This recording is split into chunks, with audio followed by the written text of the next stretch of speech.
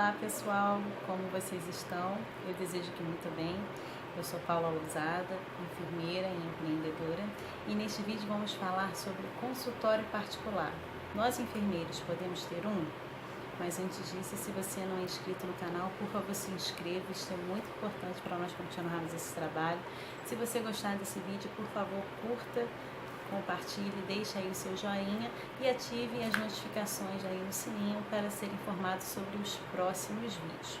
Bom, o tema de hoje é atendendo ao pedido de um dos inscritos, né, o Adriano Fontes, que sugeriu que nós falássemos sobre as etapas de legalização do consultório de enfermagem. Eu gostaria de ressaltar que nós vamos falar apenas do processo de legalização. E quando a gente fala da abertura de um empreendimento, isso envolve algumas etapas e antes, né, dessa parte documental, burocrática de legalização, nós realizamos a pesquisa de mercado.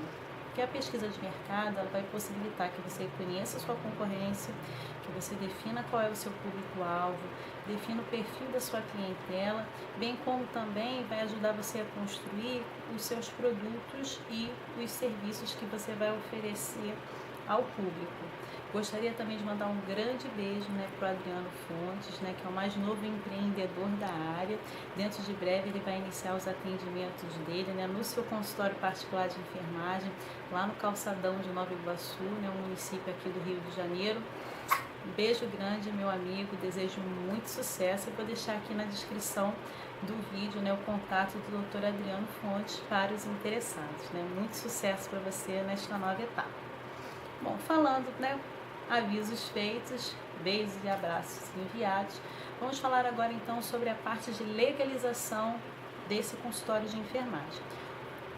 Pós, né, a pesquisa de mercado que vocês devem fazer, que vai ficar para um próximo vídeo. Bom, o primeiro passo, gente, é sempre contratar um contador, porque mediante todo esse planejamento que você fez na pesquisa de mercado e você já definiu aí qual vai ser, né, o seu empreendimento, né, com o que você quer trabalhar, o que você quer vender, ele vai poder te orientar melhor, porque todo empreendimento envolve 3 etapas, né?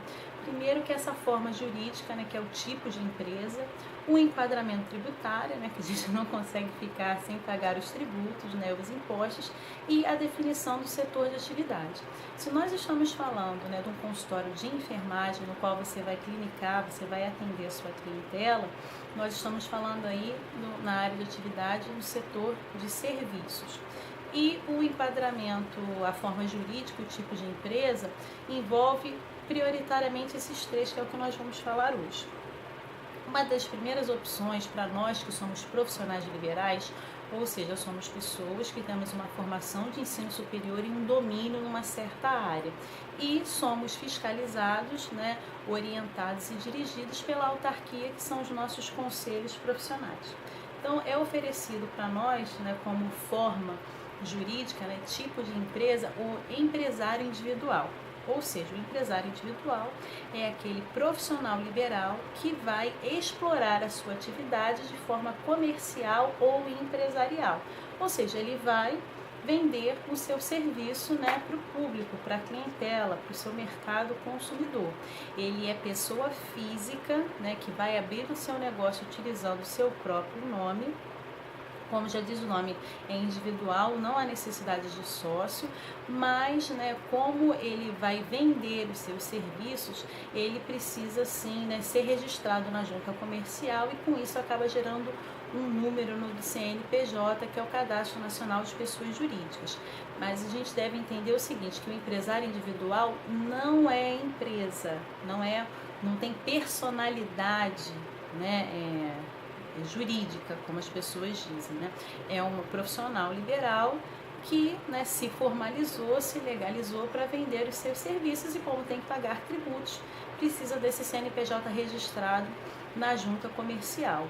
Esse enquadramento, né, ele pode contratar funcionários, aí pode ser pessoas para a área da recepção, pessoas para a área da segurança, da manutenção, dos serviços gerais, enfim. E o que a gente gosta de ressaltar é que quando nós estamos falando desta forma jurídica, os bens da empresa, né, os bens profissionais, estão atrelados aos bens pessoais. Ou seja, em outras palavras, se houver alguma indenização a ser paga mediante um processo trabalhista ou um processo movido por algum cliente, né, você tiver que indenizar essa pessoa, os seus bens profissionais estão atrelados aos bens pessoais. Dependendo do valor, então você vai ter que vender o seu carro, vender sua casa, seu telefone, o que for, para indenizar essa pessoa, porque está misturado, né, o profissional com o pessoal. E para você abrir, né, este tipo de empreendimento, você precisa ter em caixa o valor mínimo de R$1.000. A segunda opção que nós temos é o EIRLI, que ele, né, tem pouco tempo no mercado, que é o empresário individual de responsabilidade limitada. Ele é bem similar ao empresário individual, porque ele também é voltado para profissionais liberais que querem explorar comercial ou empresarialmente as suas atividades. A grande diferença do EIRLI para o empresário individual é que os bens profissionais estão separados dos bens pessoais, né? Há essa separação. Então, novamente, havendo alguma indenização a ser paga, né, seja movida por algum ex-funcionário ou movida por algum cliente, né, será utilizado o valor, né, que a empresa tem em caixa para pagar essa indenização. E aí, né, é a grande questão, que não são todos os colegas que conseguem abrir, né, essa forma jurídica, esse EIRLI, porque precisa ter em caixa o equivalente a 100 salários mínimos vigentes. Então, agora, ano de 2019, vamos colocar aí 100 salários mínimos vigentes, dá aproximadamente R$96.000. Então, isso acaba sendo um fator dificultador para que, acaba sendo um fator que dificulta, né, a abertura desse tipo de empresa por determinados profissionais. E a terceira opção, né, que nós temos é a sociedade limitada, que aí realmente é pessoa jurídica em que há necessidade de um sócio, pelo menos, para a abertura dele. E aí esse realmente exige a elaboração de um contrato social, que é realmente o contrato que vai formalizar a empresa. Ali vai estar definidas informações muito importantes, tais como as atribuições, tem que falar no plural, que não é uma coisa só que a gente faz, né? As atribuições de cada sócio na empresa.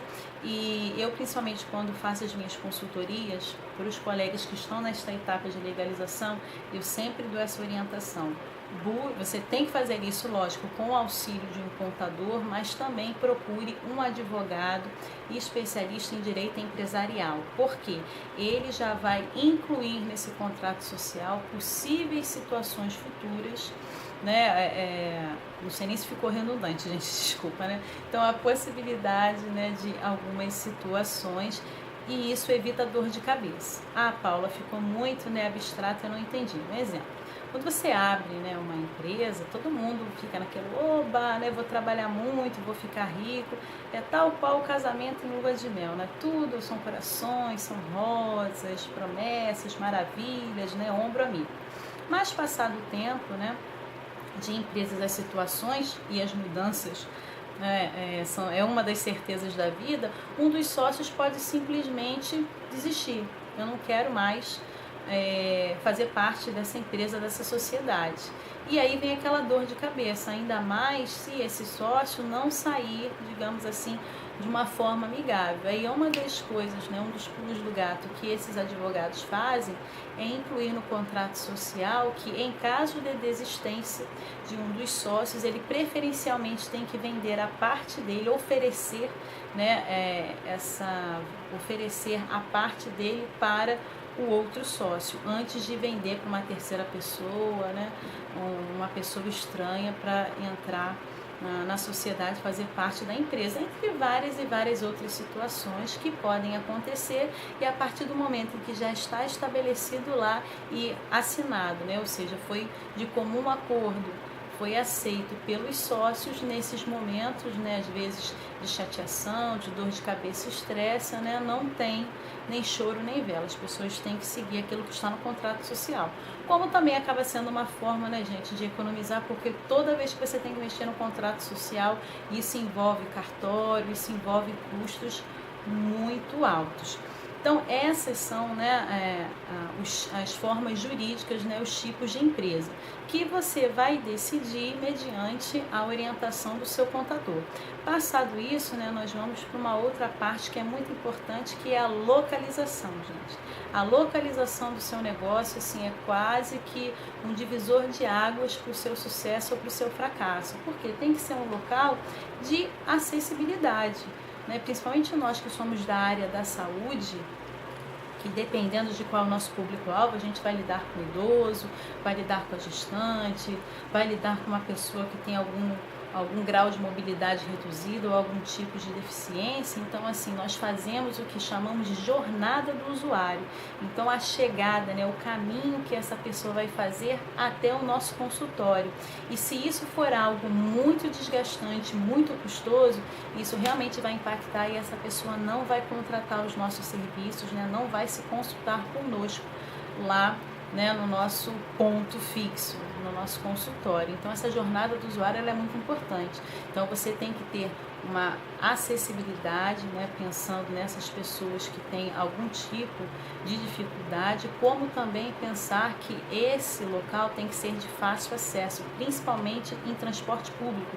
Então, tem que ser um local que seja próximo de ponto de ônibus, corredor do BRT, trem, metrô, barca, enfim, dependendo de qual é o bairro que você decidir abrir o seu consultório, né, ter o seu ponto fixo, como também pensar que se essa pessoa vier no seu carro particular, se esse local oferece estacionamento, se esse estacionamento é gratuito ou não, se não oferece algum estacionamento próximo, né, e se há, né, qual é o valor médio desse estacionamento, se é por hora, se é por diária, enfim, porque tudo isso vai ser considerado pelo cliente na hora de contratar, né, de escolher a nossa consulta, porque isso tudo gera custos, né, e tempo também. Você imagina a pessoa ter que ficar rodando para conseguir um local, uma vaga para estacionar, ou pior, colocar na rua quando a pessoa volta da consulta foi rebocada, né? Com certeza esse cliente não vai voltar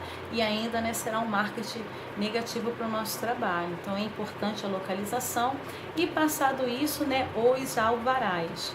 Então são prioritariamente 3 alvarás que nós temos que conseguir, e para isso, né, o contador está ali sempre ombro a ombro nos auxiliando, que é o alvará da vigilância sanitária, o alvará de funcionamento, que é o expedido pelo município, pela prefeitura, e o alvará do Corpo de Bombeiros da Brigada de Incêndio.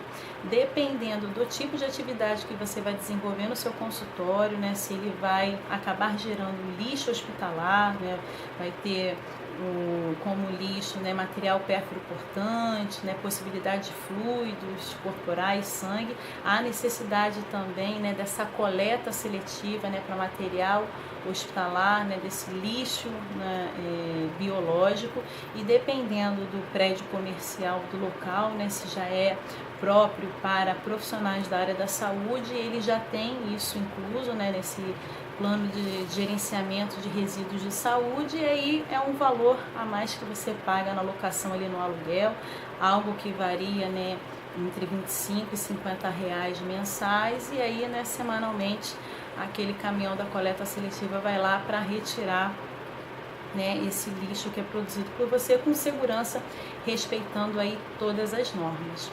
Certo, pessoal? Então, formas jurídicas foi o que nós trabalhamos hoje, né? Empresário individual, EIRELI e sociedade limitada. Sempre, né, tendo ao seu lado um contador de confiança que vai auxiliar você na escolha da forma jurídica, como também no enquadramento tributário e definição do setor de atividade, bem como, né, a obtenção e liberação desses alvarás para que você consiga, né, iniciar as suas atividades num ponto fixo.